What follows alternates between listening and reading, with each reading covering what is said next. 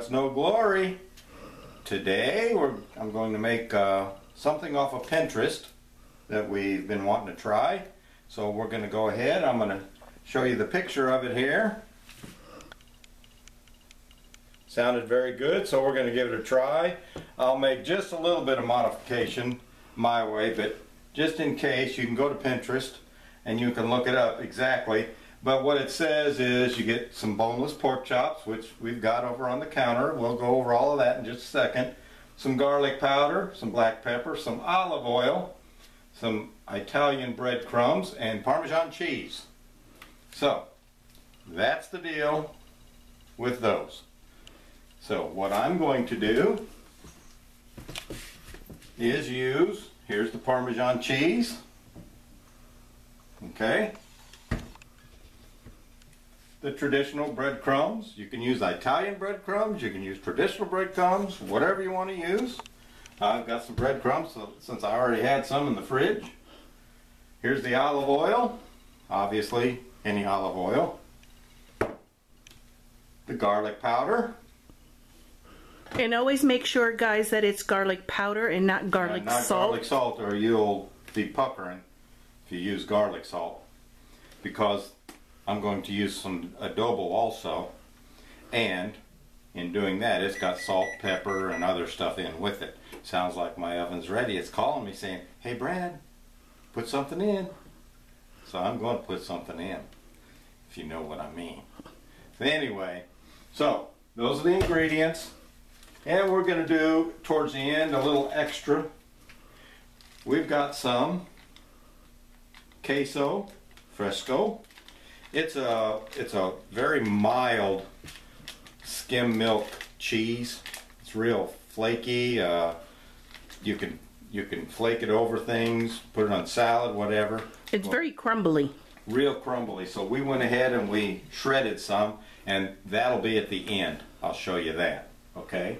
And then at the same time, we also oiled the pan already, so they won't stick. You probably can't see it, but it's got some oil in it.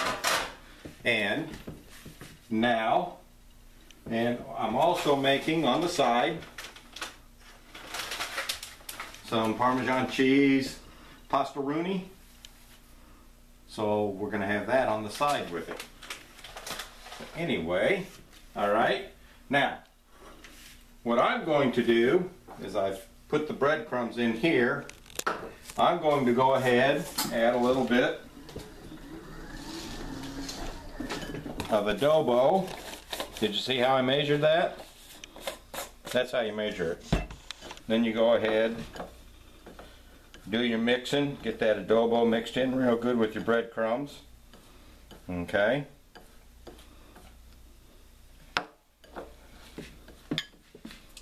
And we are going to just put a little bit of olive oil on the pork chop, turn it over. Got some extra down in there. That's just so the breadcrumbs will stick real good to it. Then we'll go ahead, we'll coat that on both sides, so it'll have a nice little crust on it when we pull it out. Okay. There's one of them.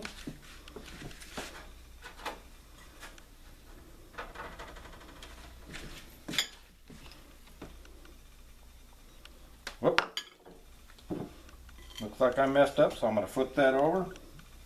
Put my olive oil on there.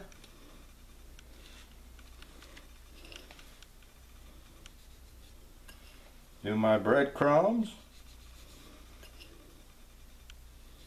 Alrighty. Now we'll put this in the pan with the other one. Spread it out on there. Okay, can we see what that looks like? Now come right on over and take a little look.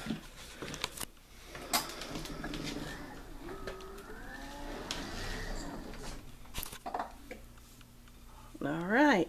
Now I'll put that in the oven. I've got the oven set at 375.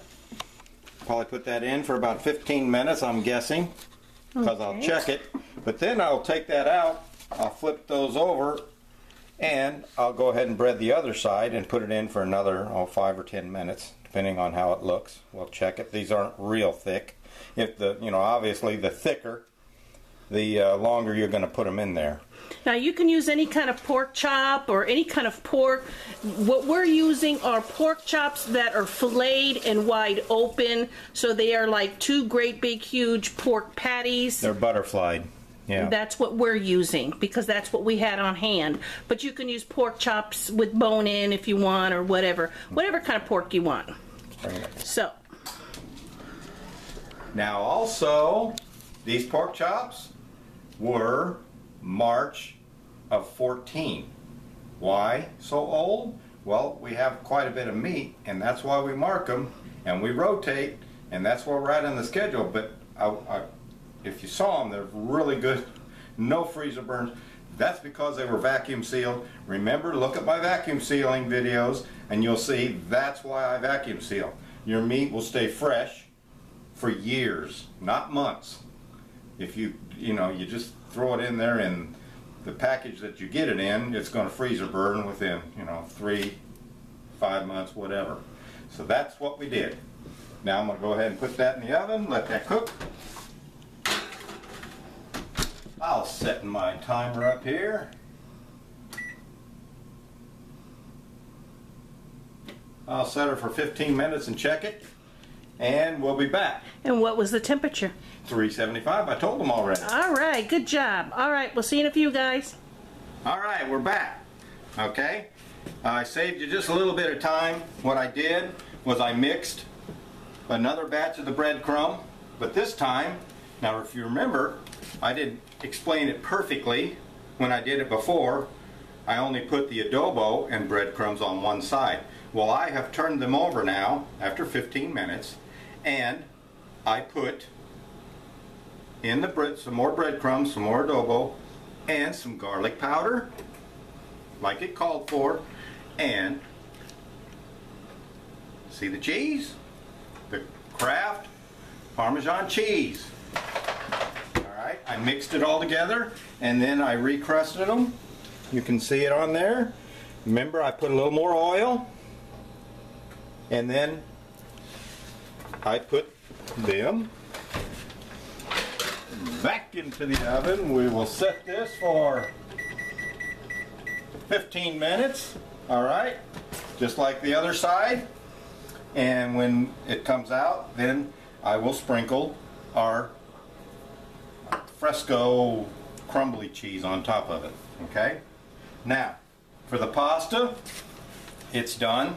Remember, I made the pasta roni. It's by Rice-A-Roni people. It's pasta-roni. We're using the Parmesan cheese flavor. The Parmesan cheese says right on it, and follow your instructions on the back. It's got instructions, but of course I can never do anything the same way. So Brad likes it real cheesy, so I added a great big dollop or spoonful or a huge one or whatever you want to call it. Biggins into that while it was hot, and now I've got it setting to set up, and then I'll keep stirring that in. So we'll be back in just a few minutes. Let's see what it looks like. Well, it's still setting up. You see? All right. It's still setting up. And that's the deal. So we'll be back in just a few minutes. Right, I'm back, and I'm going to sprinkle some cheese on these. I put just a little bit of water because it was really getting pretty dry in there. So I thought I'm going to put some cheese on these now. Put them back in for, 4 or 5 minutes till that cheese.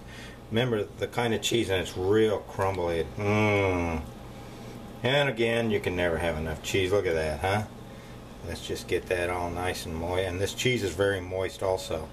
So if you have any cheese left, you can put it inside with the pastaroni and make it even more cheesier. Oh, wait. Oh, just and, yep, we'll put that in there. There you go. Now I'm going to put that back in, let that melt just a few minutes. Ooey gooey, man, is that going to be good. Remember, 375 15 on one side. It depends, again, the thickness of the chops. These were thin, so you don't want to, you know, make them cardboard. And these are just about just right. Just 3 or 4 or 5 minutes more, and I'll show you the finished product. All right, we'll see you. Bye. Dinner time. All right, let's clear that. That's a dinner bell. Okay. Now, I'm gonna take one of them. One of them Can I see it in the plate over one here? of them poke chops. Oh. Oh Okay. yeah. We gotta try this. Oh yeah. Cut like butter. Oh, it does. Very tender. Get one with a little cheese on it. I bet this is so hot it's probably gonna burn.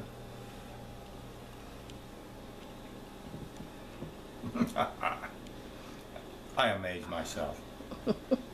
That is very good. All right, so that recipe is a Try thumbs my up. recipe. That's my recipe. Well, it could be Pinterest's. But it was good. It was mine because I made it. But it was Pinterest. So try it. Very good. All right, guys, we're going to eat this along with the side Throw of some the noodles in noodles. there. That you've seen them many times, so I won't waste my time with that. We'll see you. Remember, no guts, no glory. Let go, let God. There you go. Love you guys. Bye. Bye.